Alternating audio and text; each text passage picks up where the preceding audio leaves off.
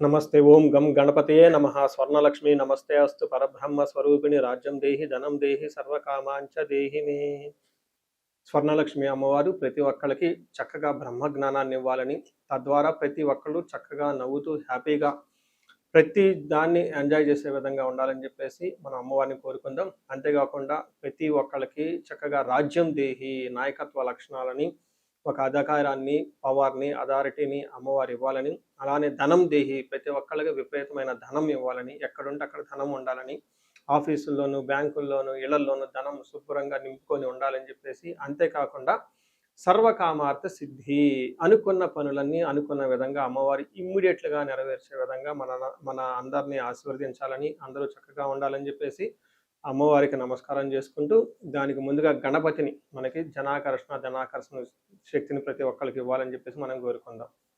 ఈరోజు టాపిక్ మనం చూసుకుంటే గురువు మారుతూ ఉన్నారు. ఎప్పుడు మారుతూ ఉన్నారు? జూన్ 2వ తారీఖున గురువు మారుతూ ఉన్నారు.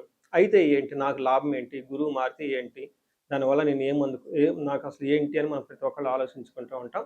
గురువు వచ్చేటప్పటికి 5 రకాల 6 రకాల ముఖ్యమైన పనులు చేస్తూ ఉంటారు. గురువు చాలా రకాల పనులు చేస్తుంటారు. ముఖ్యమైనవి మన ఇండివిజువల్ లైఫ్లో మనకి ప్రభావం చూపించేది ఫస్ట్ వచ్చేటప్పటికి ధన సంపాదనలో ఐశ్వర్యం కావాలంటే గురువు యొక్క అనుగ్రహం మనకు ఉండాలి. రెండోది సంతానం, పిల్లలు చక్కగా ఉండాలి, వాళ్ళు చదువుకోవాలంటే గురువు యొక్క అనుగ్రహం మనకు ఉండాలి. తర్వాత మనకి జ్ఞానం, అద్భుతమైన జ్ఞానం మనకు ఉండాలి. ఓకే, మనం చేసేది మంచినా చెడునా దాని గురించి లోతైన అవగాహన ఉండాలి. మనం చదువుకున్న జ్ఞానం మనకు ఉపయోగపడాలంటే గురువు యొక్క కృప మనకు ఉండాలి. అంతేకాకుండా ధర్మచింతన, మనం ఫాలో అయ్యేది కరెక్ట్ మార్గంలో ఉన్నామా, లేదంటే సన్మార్గంలో ఉన్నామా, లేదంటే తెలవకుండా వేరే మార్గంలో ఉన్నామా, రాంగ్ గైడెన్స్లో ఉన్నామా, రాంగ్ ఇన్ఫ్లుయెన్స్తో ఉన్నామా, ఇలాంటి యొక్క అన్ని విషయాలు మనకి గురువు ద్వారానే తెలుస్తుంది. ధర్మచింతన అంటారు. అంతేకాకుండా దైవభక్తి, టీచింగ్, ఇలా రకరకాల విషయాల్లో బంగారం, జ్యువెలరీ మనకి ఎలా ఉంటుంది ఏంటి, ఇలా ముఖ్యమైన యొక్క అంశాలు ప్రతి ఒక్కళ్ళ జీవితంలో గురువు మారటం ద్వారా మనకు ప్రభావితం చేయబోతుంటుంది. ఇది అయితే ఈ గురువు మార్పులో ఇంకా 2-3 ముఖ్యమైన ఇంపార్టెంట్ పాయింట్లు తెలుసుకోవాలి. ఫస్ట్, గురువు మిథున రాశిలో నుంచి కర్కాటక రాశిలోకి మారుతూ ఉన్నారు. ప్రతి సంవత్సరం గురువు ఒక్క రాశిలో తిరుగుతూ ఉంటారు, సంచారం చేస్తూ ఉంటారు. మిథున రాశి సక్సెస్ఫుల్గా 1 ఇయర్ అంతా కంప్లీట్ చేసుకొని ఇప్పుడు వాళ్ళు కర్కాటక రాశిలోకి వెళ్తున్నారు.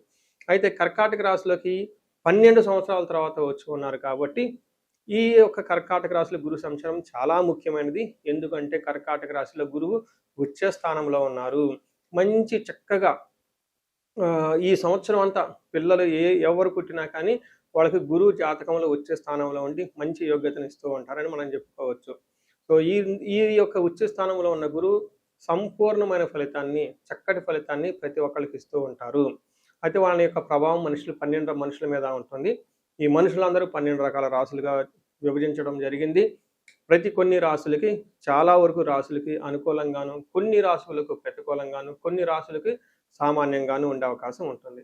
ఇప్పుడు మనం గురువు ప్రతి ఒక్కళ్ళ రాశులకి మేష నుంచి మీన వరకు ఎలాంటి ఫలితాన్ని ఇస్తూ ఉంటారు, ఆ ఫలితాలను మనం ఎలా ఎంజాయ్ చేయొచ్చు, ఇన్ కేసు ఫలితాలు కనుక సరిగ్గా వాళ్ళకి అనుభవంలోకి రాకపోతే ఏం చేయాలి, అలానే కొన్ని రాశులకి ఖచ్చితంగా ప్రతికూలమైన పరిస్థితులు ఉన్నాయి, ఎలాంటి ప్రతికూలమైన పరిస్థితులు ఉన్నాయి, వాటిని తప్పించుకోవడానికి మనం ఎలాంటి పరిహారాలు చేసుకోవాలి అనేది కూడాను 12 రాశుల వైజ్గా ఆ రాశికి ఎలాంటి ప్రభావం ఉంటుంది, దానికి మనం ఎలాంటి పరిహారాలు చేస్తే చక్కగా ఉంటామో కూడా మనం ఈ వీడియోలో మనం చక్కగా తెలుసుకుందాం. మనం వృషభ రాశి చూద్దాం. వృషభ రాశి యొక్క విశిష్టత చాలా ఇంపార్టెంట్ అండి. ఎందుకంటే 2025లో వృషభ రాశి వాళ్ళు మాకు తిరుగులేదు అన్నట్లు వాళ్ళు పట్టుకుంది బంగారం అన్నట్టు నడిచింది.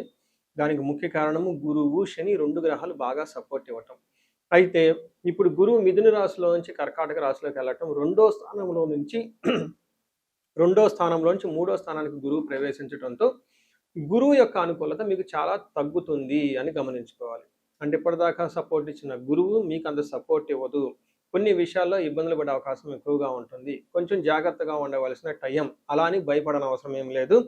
మనకి ఫస్ట్ సంస్కృతంలో మన మహర్షులు ఏం చెప్పారు, ఆ శ్లోకం ఏంటి, దాని మీనింగ్ ఏంటి, రియల్ టైంలో దాని యొక్క ఇంప్లికేషన్స్ ఎలా ఉంటాయో మనం చూద్దాం. ఫస్ట్, ఈ గురువు మారటం వల్ల అతిక్లేశం, బంధువైరం, దారిద్ర్యం, దేహపీడనం, ఉద్యోగ భంగం, కలహం, తృతీయ స్థానకే గురువు అని మనకు చెప్తూ ఉంటారు సంస్కృతంలో. దాని మీనింగ్ ఏంటంటే, ఫస్ట్ ఇది మనకి మీనింగ్ తెలుసుకుందాం. అతిక్లేశం, కొంచెం విపరీతంగా శ్రమ పడవలసి ఉంటుంది. ఇంతకుముందులాగా స్మూత్‌గా మీకు గురువుకి సంబంధించిన ముందుగా చెప్పుకున్న విషయాల్లో స్మూత్‌గా ఉండదు. అతి క్లేశం, బంధువైరం, బంధువులతో గొడవ పడే అవకాశం ఎక్కువగా ఉంటుంది. అన్నదమ్ములు కానివ్వండి, భార్య తరపున బంధువులు కానివ్వండి, పుట్టింటి తరపున వాళ్ళు కానివ్వండి, బంధువులతో అనవసరమైన మనస్పర్ధలు వచ్చే అవకాశం ఎక్కువగా ఉంటుంది. దారిద్ర్యం అంటే మనకు గురువు ధనాన్ని ఫ్లోగా ఇస్తూ ఉంటాడు కాబట్టి ధన ప్రవాహం ఇంతకు ముందులాగా మీకు అనుకూలంగా ఉండదు. ధనానికి ఇబ్బంది పడుతూ ఉంటారు. దేహ పీడనం, కొంచెం శారీరకంగా అలసట ఉండే అవకాశం ఎక్కువగా ఉంటుంది. ముఖ్యంగా బాగా గమనించుకోవాల్సింది ఏంటంటేనండి ఉద్యోగ భంగం. అంటే బంధువులతో గొడవలున్నా పర్లేదండి. ఓకే. ధనానికి ఇబ్బంది పడుతున్నా పర్లేదు. హెల్త్ ఏదో ఒక విధంగా జిమ్, ఫిట్‌నెస్ అన్నీ చేసుకుంటాం. ధనం ఇది ఇక్కడ చాలా ఇంపార్టెంట్. ఎందుకంటే మనం ఉద్యోగం అవన్నీ చక్కగా చేస్తూ ఉంటాం కాబట్టి ధనం రావాలన్నా ఉద్యోగం ఉండాలి. అందుకని ఎప్పుడైతే మనకు ఉద్యోగం బాగుంటుందో అందులో ధనం వస్తుంది. ధనం ద్వారా మనకు అన్నీ తెచ్చుకునే అవకాశం ఉంటుంది. అయితే ఇక్కడ మీకు ఉద్యోగంలో భంగం అంటే ఉద్యోగం పోతుందని కాదండి. ఉద్యోగంలో సమ్ డిస్టర్బెన్స్ ఉంటుందని గమనించుకోవాలి. ఏ విధంగా చికాకులు ఉండొచ్చు, తగువులు ఉండొచ్చు. తర్వాత మీకు మీ బాస్‌కి సరైన అవగాహన ఉండకపోవచ్చు.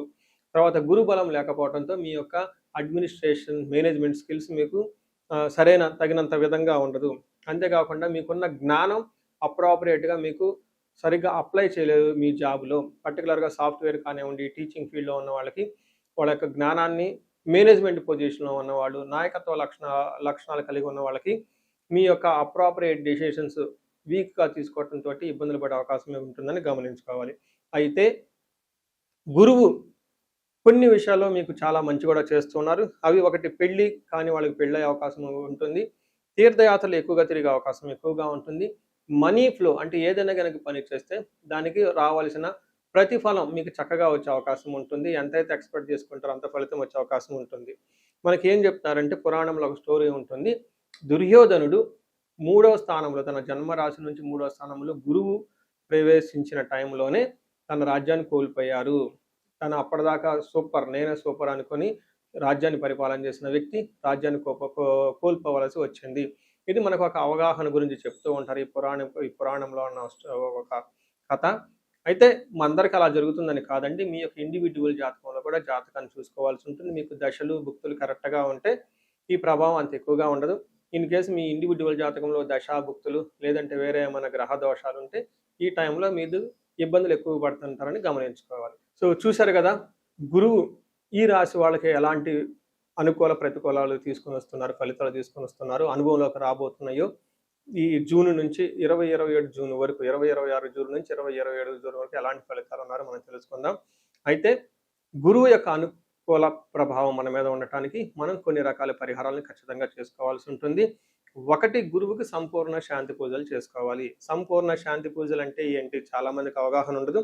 గురు గ్రహానికి మన శాస్త్రాల్లో, గ్రంథాల్లో ఏదైనా గనక ఒక గ్రహం మనకి సరిగా అనుకూలించకపోతే ఆ ఆ యొక్క గ్రహం యొక్క మనం ప్రతికూల పరిస్థితుల నుంచి అనుకూలంగా మార్చుకునే ప్రక్రియ ఉంటుంది. దీనికి పరిహారాలు అంటారు.